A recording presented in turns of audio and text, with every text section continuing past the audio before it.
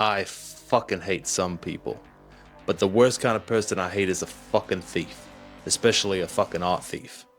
If you're a creative and you've ever had your work stolen, then you know how frustrating, annoying, and just rage-inducing it fucking is. If you're a business or a band or just somebody who likes art and wants to have something for themselves and you've paid somebody for it, and then what you've gotten is something that was stolen from somebody else, that's even fucking worse.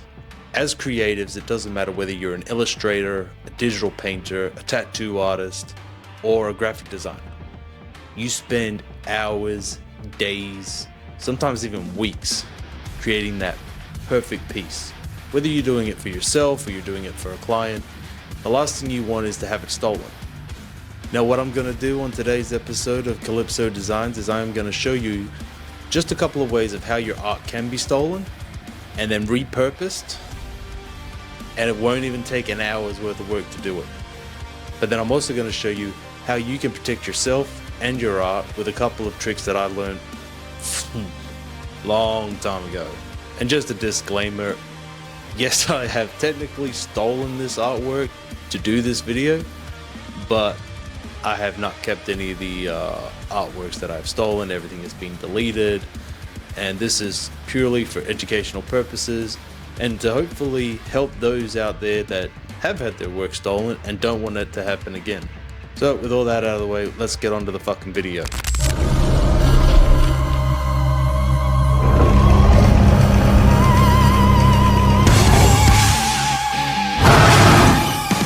Okay, so we're in Photoshop now, and we're just importing all of the stolen artwork that I ripped from Instagram. Now, you're not supposed to be able to do that, but it can be done. And you'll notice a couple of these designs, all of these designs, come from well-known t-shirt brands. Because if anything's going to get stolen, it's going to be this. So all I'm doing here is I'm just leveling things out, resizing to where I want. And you'd think that the resizing is going to affect it, but Photoshop is amazing at containing quality. The first thing you do is you knock out all the black. You turn the fuzziness down, and then we'll invert it. And then what we want to do is go to around the 20-25 range. That's usually what I do normally for my own artwork when I'm getting it ready to print onto a t-shirt. And this does the same thing. If you're stealing artwork, this is the easiest way to do it. But don't do it. Don't fucking steal. So I'm just gonna add a threshold adjustment onto our mask layer.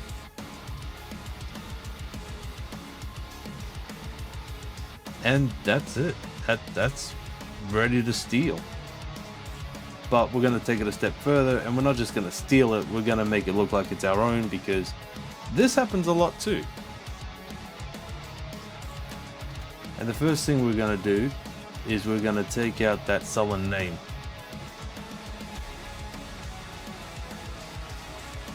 Stealing, stealing, stealing, pirate, pirate, pirate. Right, and the next thing we're gonna do is we're just gonna change the color. We're gonna resize it a little bit more, change the shape of it a bit.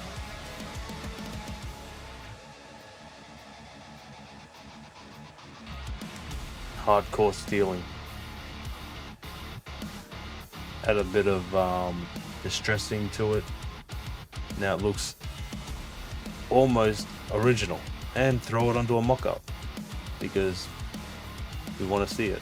Now we'll move on to our next one. Now this one, the reason I chose this one to steal was because there was an attempt made to try to make it harder to steal. They had added some sort of grunge filter in the back to the design, but I wanted to show you that it wasn't enough to not be stolen. So as you can see here, we've knocked out all the black, and now we have all these little weird gray pixels just in the background of everything. Now, there's a few there, but it's not enough to not clean up. Now, this whole process here took me half an hour to do.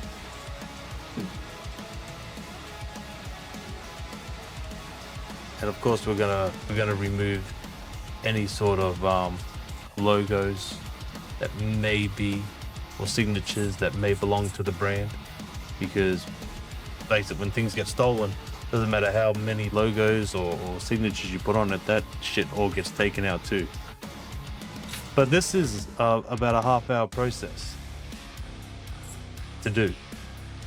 And of course, again, we're going to try to make it look like it's our own thing, so just put in here stolen as fuck, because it is stolen as fuck. And when you think about it, really, I mean, artists that spend days or weeks working on a design, all of this can be stolen in less than 20 minutes. All up, just to do this took me an hour. And again, we throw it on a mock-up, looks mint. Now this will print. You could take this to a DTF or a DTG. You could probably even take it to a screen printer, because I can guarantee you manufacturers, they do not vet the designs that come through. Some of them will make you sign, or will make you sign off on a piece of paper that says you legally have the right, even though you don't. Now this is the step that I really wanted to show everyone, is how you can protect your artwork. And kind of skipped over the first bit because I was talking too much shit, but all we're doing here is adding a fabric background to the first one, a grunge texture to the second one, and what the fuck was that? A grain. I added a grain background, and I'm going to show you why, because this is the important part. So now that we've sort of tried to protect our artwork, we're going to try to knock it out again. This is what happens when you try to knock out black, when you have fabric as the background for your artwork. We'll go about 64. So as you can see, it starts to destroy the actual artwork. You're knocking out the black, but you're starting to fuck up the artwork.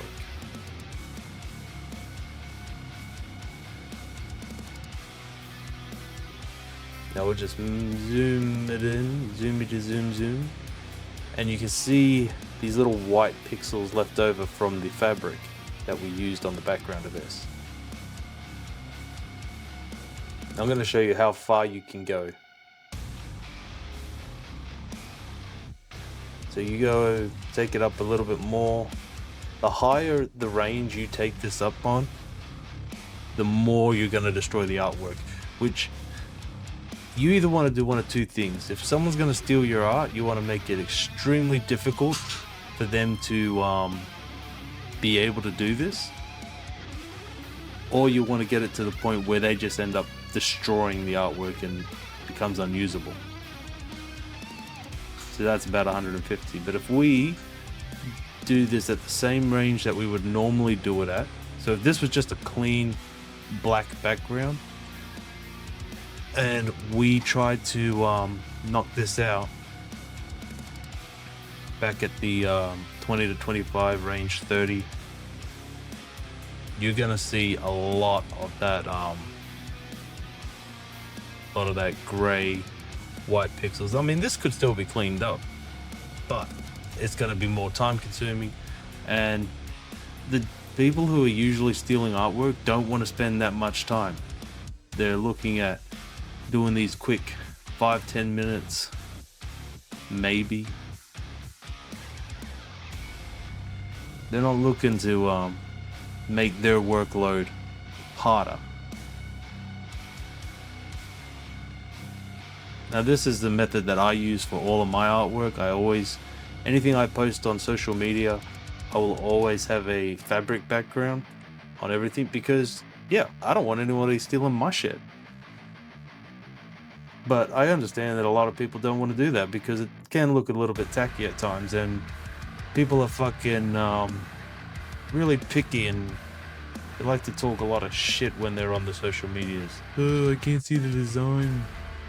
You can see the design.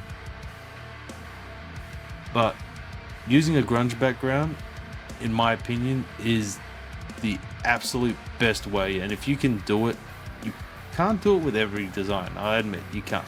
But if you got a solid design like this one,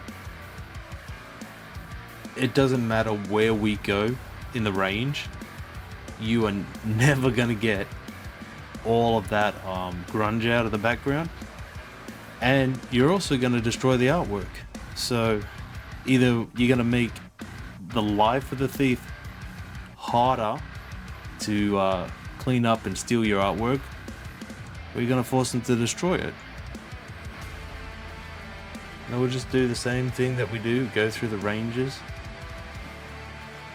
Using a grunge background or using a fabric background of any kind is going to be your best bet to try to protect your artwork, and you're still going to be able to show off your artwork. Like, anyone who has two working eyeballs is going to be able to see, oh, that's the artwork and that's the background, and tell the two apart.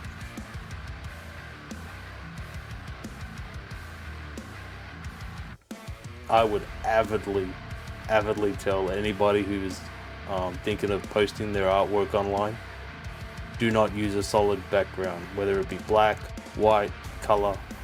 If it's solid, it can be stolen. So we'll go up to about 150 on the range here to see how munted we get it. That's fucked. But that's good. That's good, because you don't want them stealing your fucking shit.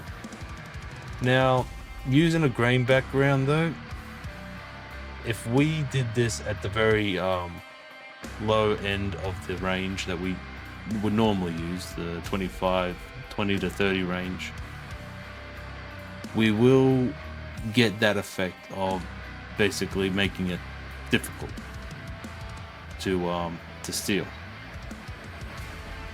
This is the only downside I have to using grain as a background, because it does work like this. In this instance, it's working. It's doing what we want it to do. But we take that range up higher. So let's go up to 60.